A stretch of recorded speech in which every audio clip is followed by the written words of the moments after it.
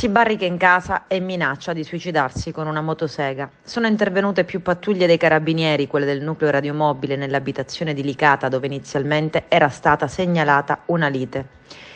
I militari dell'Arma non sono però riusciti ad entrare nella residenza, dove l'uomo si era nel frattempo barricato con all'interno la propria fidanzata.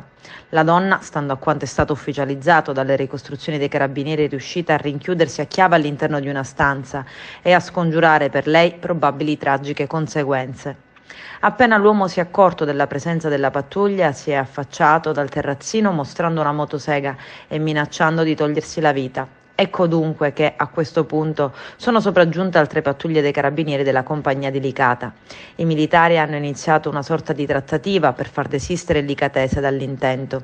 Trattativa che è andata a buon fine, visto che i carabinieri sono riusciti a convincere l'uomo a uscire di casa e a essere portato sull'ambulanza già pronta sul posto. La donna è stata nel frattempo portata in caserma per ricostruire cosa è effettivamente accaduto.